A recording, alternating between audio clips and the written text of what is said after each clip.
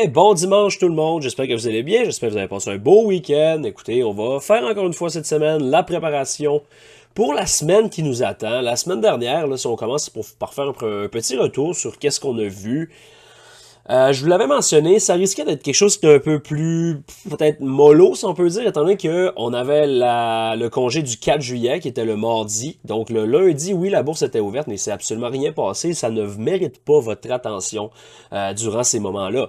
Par la suite, on avait le Non-Farm Payroll vendredi, qui est un des trois événements majeurs, là, qui a un impact pas seulement sur la journée même, mais sur la semaine en cours. Puis, c'est un peu qu'est-ce qu'on a vu. Un price action quand même difficile à aller jusqu'à vendredi. Et vendredi, ça a été très, très joli.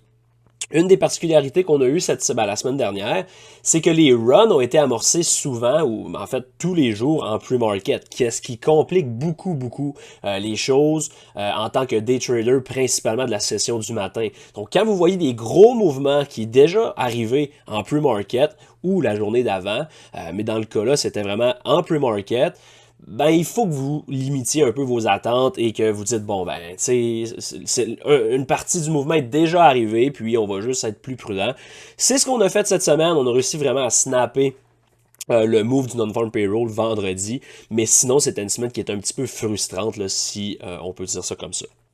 Donc si on commence par faire un petit retour sur IS, qu'est-ce qu'on avait mentionné? C'était que je favorisais un petit peu le downside pour un certain retracement en début de semaine pour par la suite peut-être voir un rebond. Le problème ici, c'est que le début de la semaine était mercredi. Donc ça laisse pas beaucoup de temps là, pour le potentiel rebond que j'anticipais. Puis au final, on a eu quand même un beau retracement. On surveillait la réaction dans la zone ici, le void là, autour de 44-34, 44-50. On l'avait flippé vendredi, il y a 2 semaines. Je mentionnais, c'est une zone où je voudrais voir le prix retracé et j'aimerais qu'on trouve support pour par la suite aller plus haut. On n'a pas nécessairement trouvé support exactement là, quand même le bloc qui a réagi là, comme un beau rebond jeudi, puis vendredi, on va l'analyser plus en détail intraday, je veux qu'on revienne un peu là-dessus, mais ça a quand même été, pour le moment, ça demeure simplement un retracement qui est relativement sain. Du côté du Nasdaq, maintenant, ça a été similaire. On parle d'une semaine down 1% sur IS et Nasdaq, donc le SP500 et le Nasdaq, qu'est-ce qui est pas énorme. Comme je l'ai dit, ça a été relativement, je pourrais pas dire slow, parce qu'il y a quand même eu des beaux swings de prix, mais ça n'a pas été quelque chose qui était super clean non plus. Donc, qu'est-ce qu'on surveillait? Un peu la même chose. On n'avait pas été en mesure de faire de higher high, lui. C'était une des objectifs qu'on avait là, suite au close de vendredi. On s'attendait peut-être à un retracement. On surveille ce niveau-là ici pour un potentiel support comme un bloc. J'attire votre attention, oui, la wick, on est allé plus bas, mais regardez comment on a closé avec respect de ce niveau-là, donc vraiment très très clean. Vendredi, grosse volatilité sur le non-farm payroll, qui finalement n'a pas été en mesure de holder, comme je vous dis, on va y arriver dans quelques minutes, mais c'est quand même intéressant. On surveillait le void qui avait été créé, on a weeké, ça c'est mercredi, par la suite accélération à l'intérieur jeudi, puis on finit par closer en dessous vendredi. Donc, c'est assez intéressant. On va faire le petit outlook pour ce qui nous attend cette semaine, mais c'est quand même quelque chose là, à considérer. Du côté du dollar US, je veux qu'on revienne là-dessus parce que c'est très important. Je mentionnais qu'on n'avait pas nécessairement un très bon read. C'était pas évident de dire, OK, on risque d'aller up ou down. Tandis que là, on a eu quand même, encore une fois, cette semaine très, très mitigé. Ça s'est pas brassé beaucoup. Jusqu'à quoi, vendredi, là, on a eu un décrochage assez important. Et c'est intéressant de voir le décrochage sur le dollar versus le décrochage sur les indices en fin de session. C'est deux choses qui, techniquement, peuvent être offset un bon bout de temps, mais c'est rare de voir des mouvements aussi violents. Exemple, sur le dollar qui décroche et les indices qui décrochent également. Généralement, c'est l'inverse. Donc, on va faire une petite analyse tantôt.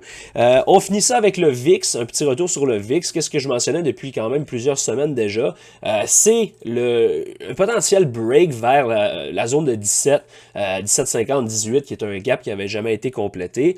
On a fait une tentative jeudi, puis par la suite, là, on n'a pas été en mesure de holder, de continuer ce push-là, et on a continué à avoir un VIX qui était super compressé. Donc, avant d'aller plus loin dans l'analyse puis dans le outlook de la semaine, je veux prendre le temps qu'on regarde ensemble le mouvement de vendredi parce que c'est la journée, puis de loin, là, qui a été la plus clean la semaine passée. Je ne veux pas m'éterniser trop long, mais je pense que ça vaut la peine de le faire. La chart est déjà notée, c'est des graphiques que j'ai postés là, dans le groupe Facebook jeudi soir, avant le non-farm payroll. Et je mentionnais que si, tu sais, le non-farm payroll, premièrement, c'est un événement de casino. Si vous positionnez avant puis que vous avez raison, sans dire que ça reste du gros hasard, c'est pas une bonne gestion de risque, pas quelque chose qu'il faut faire. Par contre, après l'annonce, comme 15-20 minutes par la suite, il y a souvent des très beaux mouvements qui sont disponibles et on a réussi vraiment à en profiter. Qu'est-ce que je surveillais? Je mentionnais surveiller la zone ici et le high autour de 44,51. Si on faisait un higher high, on pourrait confirmer le move-up. Pourquoi j'aimais le upside? Vous voyez les targets ici qui avaient été laissés en place. Jeudi matin, justement, avant le sell-off, on a laissé là des targets beaucoup trop clean, à mon avis, et c'est une des raisons pour lesquelles j'ai eu beaucoup de difficultés à trader ce downside-là. Malheureusement, vous voyez là, avant l'ouverture, 7h30, 8h, donc on a ouvert comme à 9h30 dans cette zone-ci. On avait déjà un gros move down de compléter et on n'avait pas liquidé les highs avant de dropper. Donc, je n'aimais pas nécessairement le downside, qu'est-ce qui a fait qu'on n'a pas transigé, malheureusement, cette run down-là. Par la suite, une fois qu'on avait ça en tête, c'est un peu l'objectif que j'ai eu. Par contre, on a quand même rejeté violemment le premier essai. On a réussi à snapper le downside pour aller chercher quoi? Pre-market low. Puis par la suite, là, le reste a été magnifique. Écoutez, quelqu'un qui voulait jouer par la suite ce high-là ici devenait vraiment, vraiment très intéressant. Donc, une fois qu'il a été take out, vous voyez la réaction, on a bouncé, liquidé le low par la suite, all the way up. Tu as ton break ici, puis tu as eu une accélération jusqu'à où? Target 1, target 2. Personnellement, j'avais quand même confiance qu'on accélère peut-être un petit peu plus haut. Je ne suis plus dans les marchés généralement le vendredi à 15h ou même 13h, mais la rundown a été très, très, très violente. Et c'est un peu là qu'est-ce qui va, sans dire compliquer notre préparation pour la semaine en cours. Mais si on n'avait pas eu ce sell-off-là, je vous dirais on est très, très, très bullish. En ce moment, on va y arriver, mais ça mitige un petit peu les attentes sur le upside. Je vais prendre le temps de regarder le Nasdaq parce qu'il est encore plus clean. C'est une des raisons pour lesquelles j'ai pris le trade sur IS. Du côté du Nasdaq, les highs ici, avant le sell-off de jeudi, étaient encore plus clean et on a réussi à les runner directement lors du non-farm payroll. Donc, on voulait se positionner long jusque-là. Malheureusement, j'ai jamais eu la chance de le faire. Si on le regarde dans 5 minutes, là, ça a été très, très, très rapide et on n'a jamais eu la chance de se positionner low risk sur cette run-là. Par contre, qu'est-ce que j'avais mentionné sur Facebook? On va surveiller la réaction dans cette zone. Possible short selon l'ordre des choses. Qu'est-ce que ça veut dire? Ça veut dire que selon où ce qu'on va en premier et où ce qu'on avait été en premier, on avait mentionné, on va surveiller la réaction dans cette zone pour un bounce ou une confirmation short. Donc, si on bounce ou si on flip, qu'est-ce qu'on a fait en pre-market? On a holdé ça. Run sur l'annonce du non-farm payroll, rejection de notre liquidité ici qui a été pris, puis on a eu un sell-off vers où? Des new lows. Donc c'est ce move-là qu'on a capturé. Puis par la suite, oui, lui aussi a une très très belle run le reste de la journée, mais on a eu le sell-off là en fin de journée qui vient, comme je vous dis, un petit peu compliquer les choses pour cette semaine. Donc voilà pour le petit retour sur le non-farm payroll sur la journée de vendredi. C'est vraiment là, je pense que ça valait la peine de revenir là-dessus un petit peu avec vous, juste pour vous montrer qu'est-ce qu'on peut faire dans le groupe Facebook. Et tu sais, oui, c'est un événement qui est casino, comme j'aime l'appeler, mais tu sais, il reste que, tu sais, c'est quelque chose que je vous ai donné, le plan était respecté pratiquement parfait. Lorsqu'on comprend qu'est-ce qu'on fait, on peut profiter de ce genre de mouvement-là. Je vous dis pas que je savais qu'on allait aller up en premier, puis c'est pas ça qu'on a tradé non plus, mais une fois qu'on surveille la réaction sur certaines zones, puis qu'on comprend ça, ben là, on peut commencer à framer des trades autour de ça. Donc cette semaine, écoutez, semaine assez remplie, honnêtement, là, côté calendrier économique. On a beaucoup de Fed speakers, donc on a à partir de demain, 10h30, 11h, midi. Mardi, on a même chose, encore des Fed speakers, sinon pas grand-chose d'autre qui nous intéresse côté stocks. Mercredi, c'est le fameux CPI qui va sortir, donc l'annonce du chiffre d'inflation aux États-Unis, qui fait partie lui aussi des trois événements majeurs côté économique, non-farm payroll, CPI, FOMC. Donc ça, c'est vraiment le clou de la semaine, si on peut dire. Tout va être framé autour de cette journée-là. Je m'attends à des conditions difficiles lundi, mardi, ou du moins peut-être plus mardi, mais je m'attends peut-être à un price action un peu plus dans un range moins de vraiment de conviction tant que le CPI ne sera pas sorti parce que tout le monde va être sideline jusqu'au temps que ce chiffre-là soit connu mercredi matin avant l'ouverture. Donc vraiment bien important d'entourer mercredi 8h30. J'ai bien hâte de voir le chiffre. Le chiffre, sans dire qu'on s'en fout, mais je veux dire c'est surtout la réaction qu'on va voir. Donc ça va être intéressant. Côté canadien, j'en glisse un mot, mais c'est pas personnellement quelque chose qui impacte, que m'intéresse beaucoup et qui a un impact sur le marché US, mais on va avoir la décision sur les taux d'intérêt côté canadien à 10h mercredi. Je dis que ça n'a pas d'intérêt, mais je vous dirais que la dernière fois, avec la surprise de la hausse qu'ils ont eu, ça a impacté le marché US. Donc, tu sais, c'est rare que ça ait un impact, mais on sait jamais. Donc, juste être conscient de ça. Par la suite, le Beige Book aussi à 14h, c'est quelque chose là qui donne un petit outlook sur l'économie, donc provenant des dirigeants, c'est toujours intéressant de voir ça. Pas une grosse volatilité qui tourne autour de ça, mais quand même être conscient qu'à 14h, mercredi, ça pourrait quand même avoir une certaine volatilité.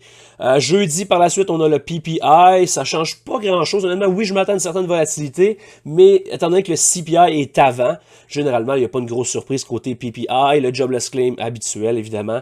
Les chiffres d'emploi, on le voit, là, c'est pas une surprise, mais c'est plutôt vers ça que le marché tourne, si on peut dire, actuellement, alors que, voilà, un an et demi, c'était plutôt le CPI. Maintenant, je dirais que les chiffres d'emploi sont un petit peu plus importants. On finit ça vendredi avec rien de trop majeur. Des nouvelles là, autour de 10 heures, là, consumer sentiment, etc. Ça, c'est toujours quelque chose que j'aime transiger. J'aime la volatilité qui suit ces annonces-là. Donc, juste être au courant de ces choses-là.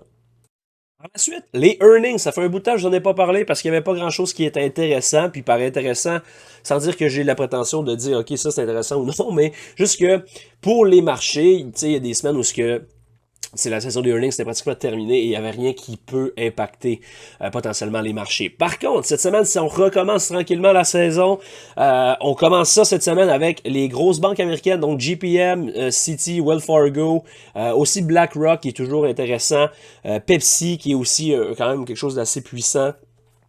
Et Delta Airlines. Pour ceux qui me connaissent le savent, je suis pas un grand fan de trader les airlines, mais il reste que pour ceux que ça intéresse, les earnings jeudi avant l'ouverture. Donc vendredi, là, je vous dirais qu'il n'y avait pas grand-chose côté nouvelle économique, mais je vous dirais que les annonces des banques vont avoir clairement là, beaucoup d'attention. Donc attendez-vous à voir de la volatilité vendredi avant l'ouverture. Ça fait pas mal le tour côté préparation de la semaine. On va aller maintenant regarder côté technique, d'un point de vue technique. Qu'est-ce qu'on va surveiller cette semaine du côté des différents indices? Si on commence ça avec la weekly chart, on peut même le regarder en monthly juste pour que vous voyez là, quelques niveaux. La ligne rouge rosée ici, là, c'est tout simplement le bloc. En monthly, j'ai tracé 50% de ça, comme vous savez. J'aime garder mes charts clean, donc je vois pas l'intérêt de mettre cette énorme zone-là sur mon graphique, mais je suis conscient que c'est une zone de résistance importante et 50% est un niveau que j'aimerais voir rejeté. Donc en monthly, c'est pas mal qu'est-ce qu'on a. Évidemment, le void ici, le potentiel, encore une fois, je le répète, il est pas, la chandelle ici n'est pas terminée, donc c'est techniquement pas un void encore, pas encore un imbalance qui est créé, mais on a le potentiel de la créer et si jamais on a à accélérer down, on va le voir sur les autres time frames, mais c'est éventuellement un niveau qui nous intéresse. Si on regarde sur la weekly chart maintenant, sur le upside, c'est les mêmes niveaux que vous avez vu la semaine passée. On n'a pas réussi à faire de higher high cette semaine. On est dans une semaine qui est dans une genre de inside week, si on peut dire. Mais j'attire votre attention sur la chandelle que je vous avais dit de surveiller la semaine dernière. La chandelle du 20 juin, vous voyez la down candle suivi du break ici sur un higher high. L'entrée de la chandelle n'a pas nécessairement donné de support. Par contre, 50%, si on le trace là, c'est pratiquement textbook. Vous voyez, on a retracé à 50% et on a offert un certain rebond.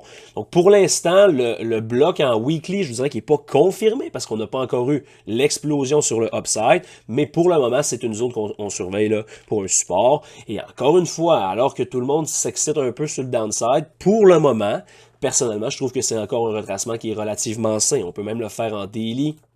Swing low, swing high. Vous voyez, on est allé taper golden à la scène près. On a holdé 50%. Par contre, quelque chose qui me donne un petit peu moins confiance long, si je peux dire ça comme ça, c'est le fait qu'on a vraiment flippé le void qui était ici, qui était créé, qu'on a parlé la semaine dernière. Donc, dip à l'intérieur. Techniquement, on aurait voulu voir un certain support. Si on avait réussi à poursuivre le mouvement vendredi, comme je mentionnais tantôt, ça aurait été très bullish. Par contre, le fait qu'on sell-off de la sorte avant de terminer la semaine, peut-être ça va prendre un petit peu plus de temps. Pour l'instant, le mini-gap qui est là offre une réaction. J'ai mis juste ce bloc-là ici, mais en réalité, on pourrait parler de celui-là au complet, donc les deux chandelles, surveiller cette zone-là.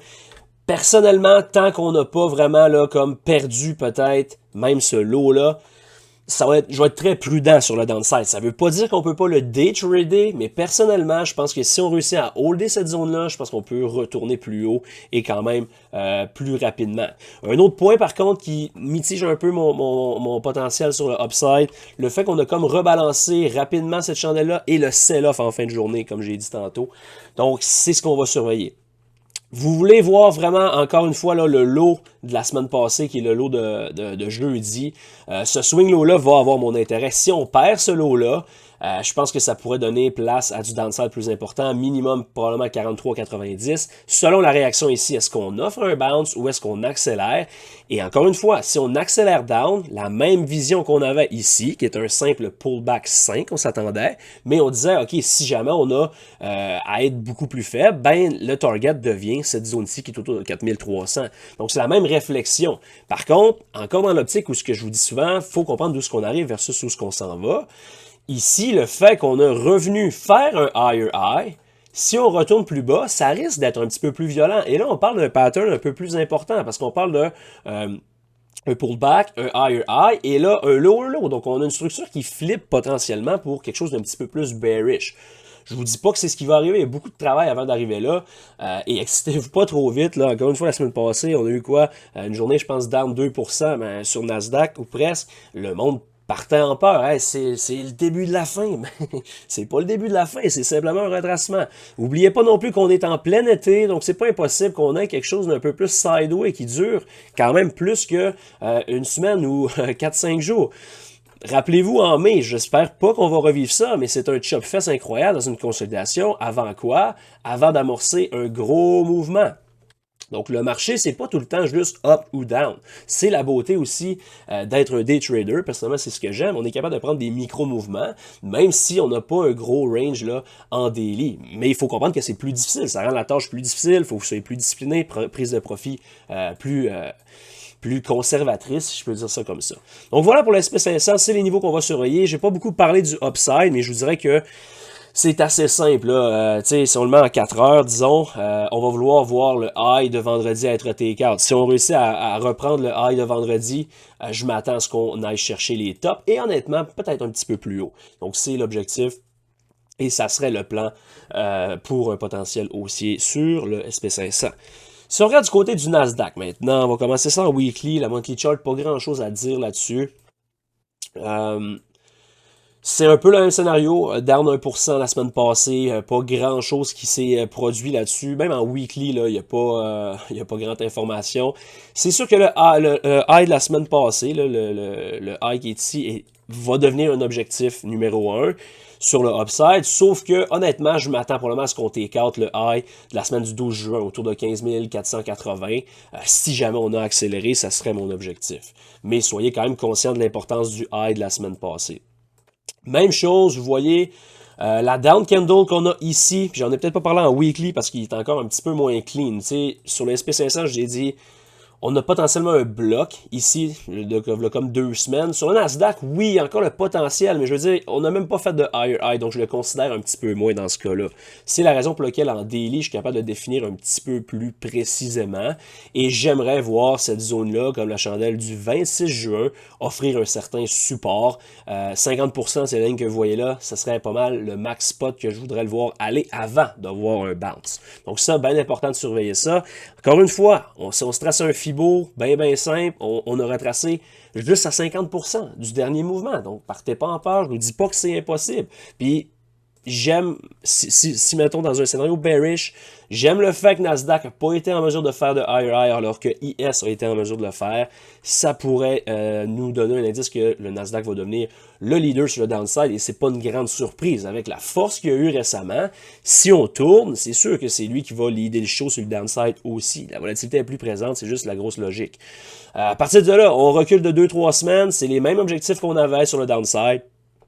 Premièrement, on va surveiller la réaction sur cette chandelle-là, qui est le void potentiel, qui n'est pas encore fermé, mais en monthly.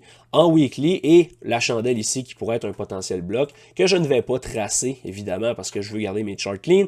Mais honnêtement, si on s'en va là, je donne pas cher de la peau pour un bounce. Peut-être un bounce, mais j'aimerais le downside. Pourquoi? Le fameux niveau que je vous répète depuis, on peut dire maintenant des mois, je pense, là, mais ça fait plusieurs semaines que je vous parle de ce niveau-là. Si jamais on retourne plus bas, c'est probablement pour aller chercher ça. On a le void aussi. Et encore là, ça ne voudra pas dire que c'est la catastrophe totale. On va parler de quoi? On parle d'un retracement de 6% sur Nasdaq. C'est pas... Je veux dire, oui, ça peut paraître beaucoup, mais si vous prenez juste le dernier swing low qui est intéressant avec qu'est-ce qu'on vient de faire, ça serait juste un retracement autour de 50%. Encore là, ça serait quelque chose de relativement sain. Donc, c'est normal de voir certains retracements. Je vous dirais que ce qui est moins normal, c'est de voir qu'est-ce qu'on a sur le upside actuellement. Donc, ça ne veut pas dire qu'on ne peut pas continuer à le jouer, loin de là, mais juste être conscient là, de toujours zoomer out un peu, aller voir des plus gros time frames, ça va vous aider à vous balancer puis avoir un bias qui est un petit peu plus là, général et non pas zoomer in sur 4-5 chandelles. Donc voilà pour le Nasdaq, pas mal ça qu'on va surveiller cette semaine. On va maintenant aller voir le dollar US, encore une fois, comme je l'ai dit tantôt, très intéressant le mouvement qu'il vient de faire là. On a encore une fois, si vous regardez en weekly, on a rejeté le fameux void que je vous mentionnais. Il faut qu'on réussisse à le flipper. Pour l'instant, on n'a pas été capable de le faire. Vous voyez ici là, la zone en bleu. Donc wick, on close en dessous. Wick, on close en dessous. Donc pour l'instant, on semble vouloir rejeter cette zone-là. Tu sais, j'ai pas été en mesure de vous dire exactement, ok, cette semaine, j'aime vraiment le upside sur tel niveau, ou je sais pas été capable de vous dire, j'aime vraiment le downside jusqu'à tel niveau. Pourquoi? Parce que ça, c'est quelque chose qu'on va avoir besoin de lire en début de semaine pour nous donner plus d'infos. Est-ce que, oups, on va juste effacer ça. Est-ce que on a un dollar US qui vient juste de faire un fake out, fake down, et qu'on snap plus haut rapidement puis très très agressivement. Et pour ça, il faut absolument qu'on hold 101.9, 101.8. Si jamais on s'en va jouer dans ces zones-là, il faut qu'on réagisse super violemment. Sinon, j'ai l'impression que ça va être le contraire. On va vraiment avoir eu un breakdown et ce breakdown-là risque de nous amener où? Vers les fameux lows que je vous mentionne depuis plusieurs semaines, plusieurs mois aussi. Si c'est ce qui se produit sur le dollar US, ben je vais vraiment favoriser le scénario bullish sur les indices. Donc, simple retracement sain, peut-être encore un peu de downside en début de semaine sur les indices. Peut-être voir un dollar US qui bounce ou qui consolide en début de semaine avant de le voir smackdown plus fort. Qu'est-ce qui devrait propulser les indices plus haut? Donc, tu sais, c'est difficile pour moi personnellement de regarder cette chart-là puis de me dire, ok, je suis bullish. Parce que c'est pas un simple fake down, à mon avis. On a quand même take out ce swing low-là qui est pertinent. Et je vous dirais que si on va chercher lui, là, ça risque d'accélérer très très rapidement vers le chiffre 100.7 et même probablement 100. Donc si c'est le cas, je m'attends de voir de la force sur les indices et un dollar qui break down ne serait pas nécessairement positif si vous êtes quelqu'un qui est très très bearish. À l'inverse, par contre, comme je vous dis, là, vraiment, si jamais on réagit super agressivement sur du upside, ça pourrait à ce moment-là faire vraiment accélérer le downside sur les indices. Une chose que je trouve un petit peu plus tricky ici, c'est que oui, on a fait un higher high, mais c'est très subtil. J'aurais aimé ça qu'on aille weaker un peu plus haut avant de le breakdown, mais c'est suffisant. Techniquement, c'est suffisant, donc on va quand même le surveiller de près. Je veux juste vous parler de l'euro parce qu'on en avait parlé la semaine passée. Vous voyez la réaction aussi parfaite là, dans le void en weekly ici. C'est exactement la même chose, mais à l'inverse. On a fait un lower low, mais très, très, très subtil, mais il semble vouloir confirmer là, le mouvement. Vous voulez surveiller ce bloc-là. Si jamais on a un retracement en début de semaine, c'est une zone que j'aimerais ça voir holder pour une accélération up. Du côté des yields, j'en parle pratiquement à chaque semaine sans donner beaucoup de détails, mais écoutez, là, c'est un monster break là-dessus. Puis, il y a beaucoup de gens qui sont comme, mais ça se peut pas que les indices crashent pas avec les yields qui pop comme ça. Ben, ça veut dire, je veux dire, pas tout est exactement corrélé à minute près, puis on peut voir des divergences longtemps, puis souvent, tu sais, c'est pas vrai que ça se trompe jamais, mais il reste que les objectifs qu'on avait en tête depuis plusieurs mois. Je parlais du void ici, je vous disais, si on close over ce niveau-là, je pense qu'on accélère jusqu'à probablement ce high-là. Le bloc qu'on avait tracé, il n'y a eu aucune résistance, on a juste été smashé le high. Donc, surveillez ça cette semaine. Tu sais, c'est sûr que les yields en parabolique comme ça, là, qu'est-ce que J-Pow il dit là, plus haut, plus longtemps, ben, en voyant des graphiques comme ça, c'est difficile de penser le contraire. On finit ça avec le VIX maintenant, si on regarde ça, on a parlé un petit peu tantôt. Le VIX est super compressé, c'est pas une cachette, c'est encore la même chose. Je m'attends de voir de la volatilité mercredi, évidemment, avec le CPI. Qu'est-ce que vous voulez voir là? C'est un VIX qui explose. Je le répète encore une fois, un move de com, on était up quasiment 15% je pense jeudi. C'est pas un VIX qui explose, c'est juste le premier push. Si vous voulez voir un VIX qui explose, ça prend du follow-through. Directement vendredi matin, j'ai dit dans le groupe, si on n'a pas de higher high sur le VIX à 17, j'ai aucun intérêt sur le downside. J'ai quand même pris un trade short qui était incroyable, mais j'ai pas la conviction, exemple, de me positionner en swing tant que le VIX va pas me démontrer un vrai signe de force. Et encore une fois, tout est pricé in, tout est hedgé de façon solide.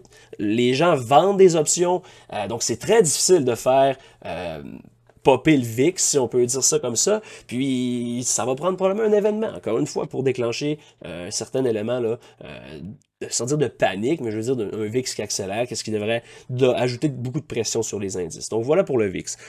Maintenant, en 5 minutes, on va essayer de regarder quelques titres que j'ai à l'œil cette semaine.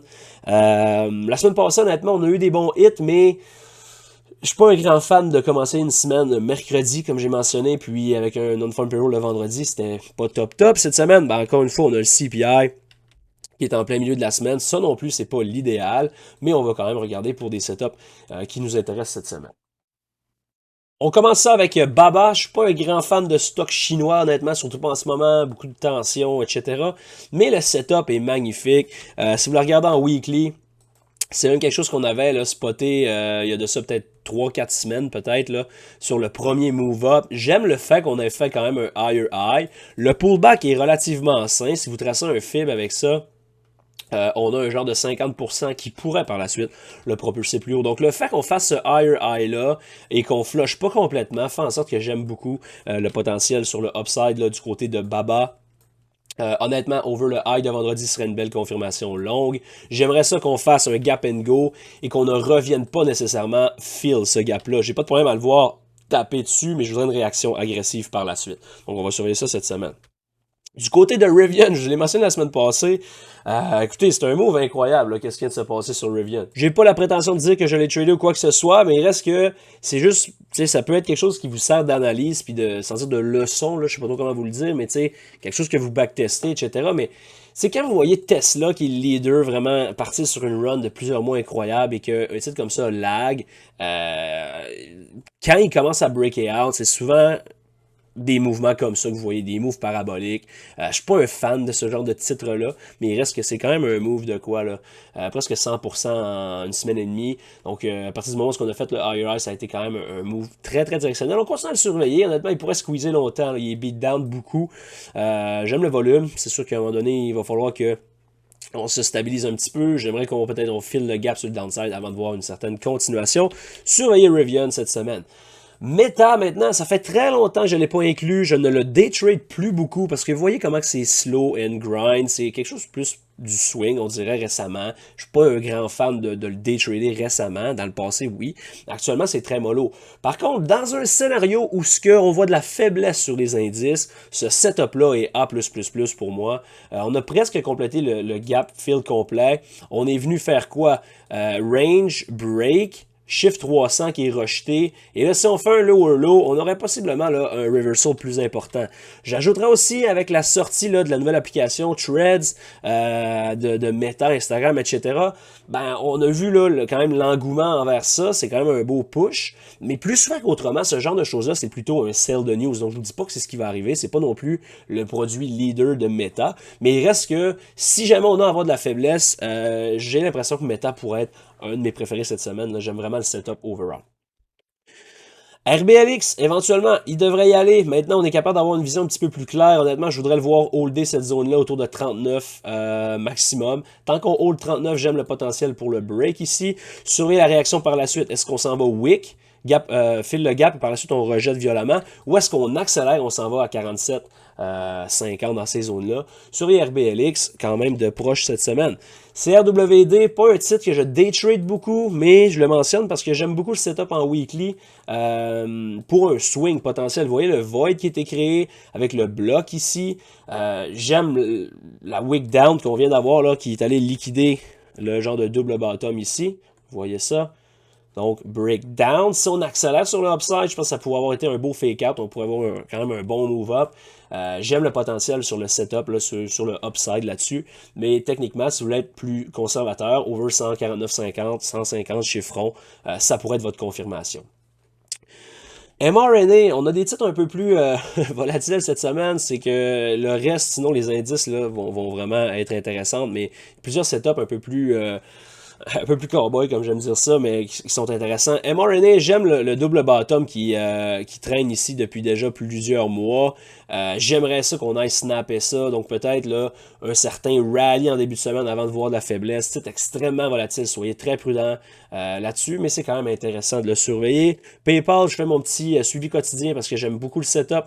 À partir de maintenant, j'aimerais qu'on wick down. Vous voyez les lows 1, 2, 3, 4, 5 lows ici. J'aimerais qu'on wick, qu'on réagisse violemment pour aller chercher le double top et par la suite accélérer à l'intérieur du gap. Donc ça, c'est encore, j'ai encore PayPal en tête. Je pense qu'il pourrait donner une belle entrée bientôt. Évidemment, si les indices se font ramasser, c'est peut-être pas une bonne idée d'y aller long là-dessus, mais il reste que ça a le mon intérêt. Tesla maintenant, earnings dans 2 semaines, donc pas cette semaine, mais l'autre. Le setup est encore très joli. Vous voyez quand même une force relative là-dessus cette semaine, encore une fois. J'aime le fait qu'on pourrait peut-être fill le gap, par la suite avoir une réaction. Je serais très, très, très surpris qu'on n'aille pas chercher 300 cette semaine ou après ces earnings, mais c'est sûr que ces zones-là ici, 300, 315, c'est les niveaux que je vais surveiller de près. On finit ça avec AMD, je vous en ai parlé la semaine passée, pas eu grand-chose, mais on surveillait un dip. Vous voyez, on a une belle réaction exactement sur le niveau qu'on surveillait. J'aimerais qu'on accélère à partir du moment où on va faire un higher high, 117.6. Si on réussit à faire ça, j'aime le upside pour une run jusqu'à 133. Voilà, encore pour notre préparation cette semaine. Soyez extrêmement prudents, c'est l'été. Profitez-en un peu aussi pour décrocher les charts et pas toujours être là à essayer de forcer les choses. Surtout pas dans... L'été, c'est un petit peu plus difficile, à mon humble avis.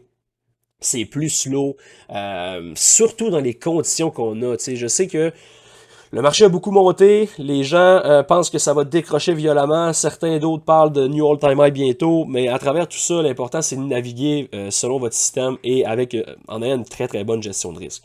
Donc je vous laisse là-dessus, je vous souhaite une excellente semaine, venez trader avec nous cette semaine encore une fois dans le Discord, c'est gratuit, live tous les matins, on partage l'écran, on pose beaucoup d'analyses, donc venez nous rejoindre, le lien est dans la description et je vous souhaite une excellente fin de journée, à demain, salut tout le monde.